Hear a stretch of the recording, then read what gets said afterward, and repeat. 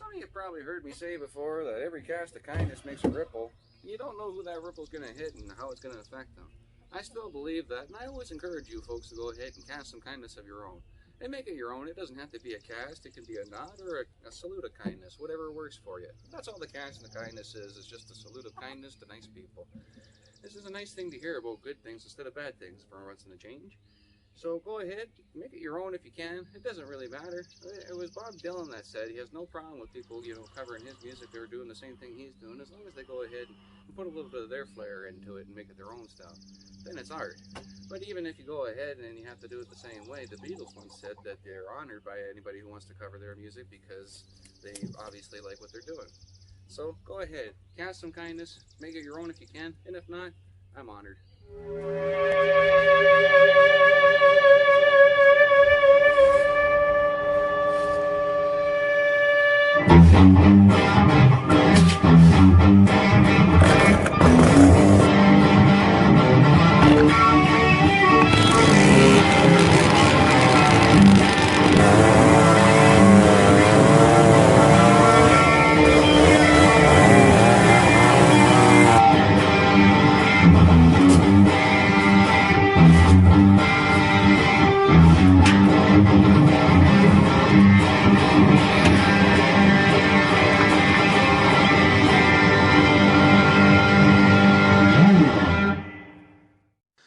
How's it going, folks? So today we're going to Matheson Creek, right here in Measures. So if you look down here, we're going to Gill Road, and there's this little thing on Google Maps called parking at the tracks. Well, that's the parking lot we're going to. The reason we're going to this one here is it's a much shorter walk.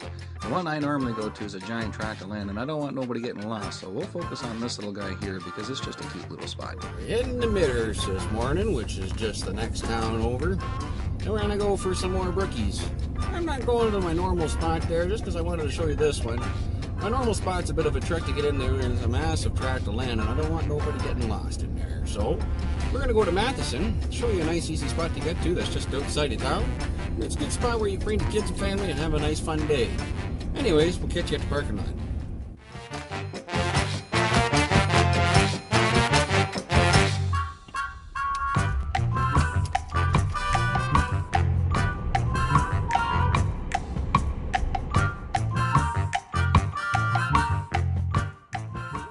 We're just hopping down the bunny trail. You can see the road behind me, and it's really not that far down. So this is obviously the road they use to get into stock place.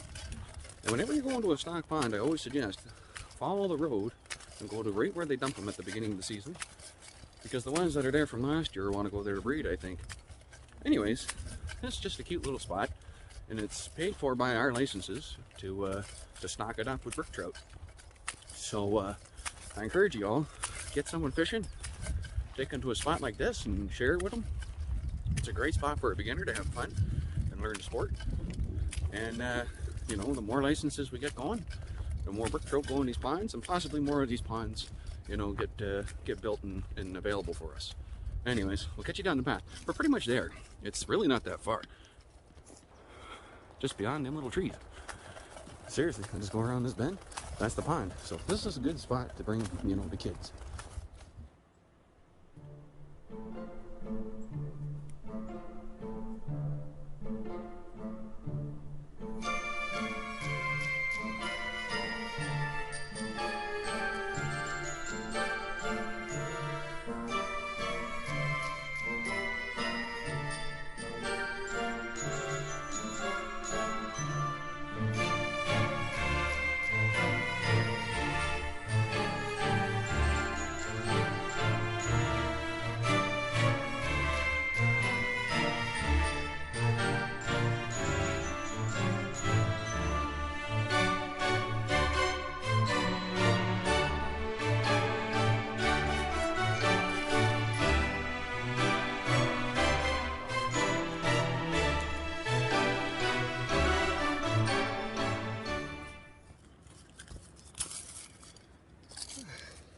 Twisty day.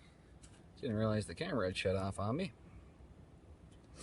but we had to slow it down, and I took the tail off the twisty and the weight, and we're just letting it fall, and they're taking it off of that. Let's hope it keeps working out for us. So today's cast of kindness is going to go to a fellow fisherman and a fellow YouTuber too.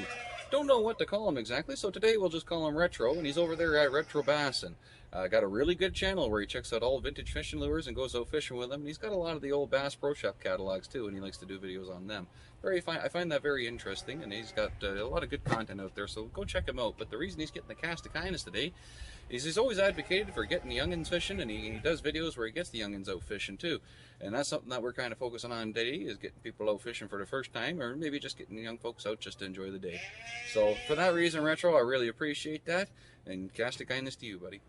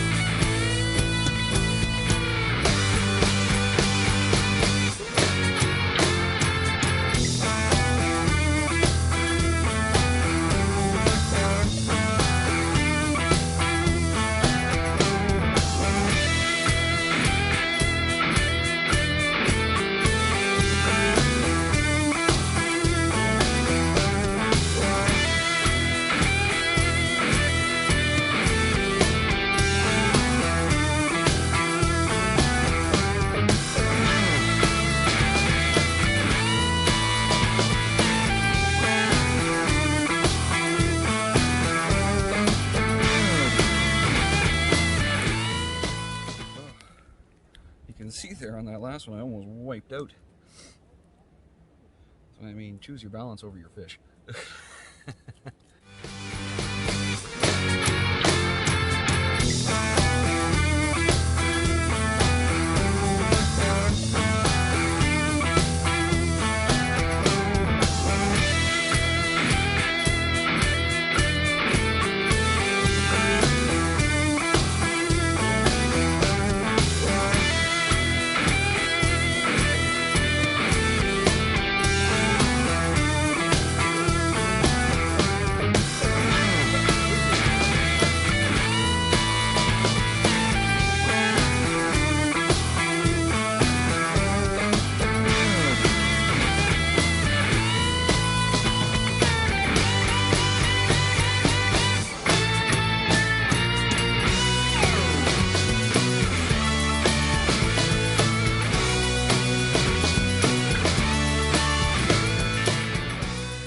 Here, jumped out of the bucket. Look at the colors on this.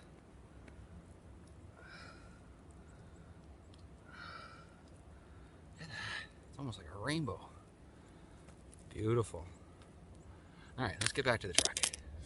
Okay, we've made her back to the truck. We got a limited trout, and she's snowing pretty good now. Like I said, it's pretty cold out there. There's ice building up on the line and the whole bit. And we're still early season. I mean, the opener was just last weekend.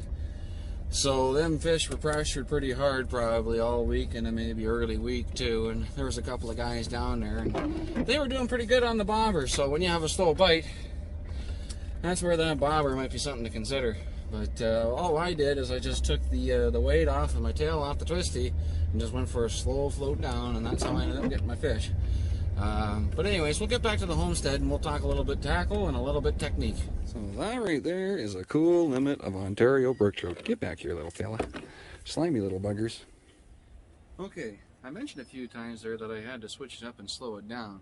And I did start out with the white twisty, regular setup there with the 1/4 ounce switch shot just about a foot up the line. And that's normally what does it for me. Actually, up until this year, I usually just used a worm, but I figured out of curiosity, I started to use the twister tail and had great success with it.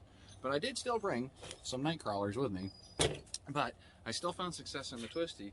But it was a slower bite. Being slow or being cold, and being pressured all week here because it just opened last weekend and it's only Wednesday, makes sense. So what I did is I took my weight off of it and I went ahead and took the tail off my twisty and threw it out there and just let it sink like a little pellet or a bug that just hit the water, and they would catch it on that slow fall. They would hit bottom, I would give it a couple jerks up so it would just kind of like do that little evasive thing and come down. And sometimes that little jerk up would get their attention. They would come over and catch it as she's coming down.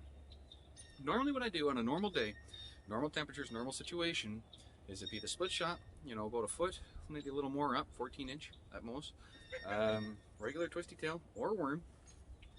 You cast out, let her hit the bottom, and then slow retrieve. So just lift it up, it'll move, and come back down, and then you bring up the slack. Same over and over again.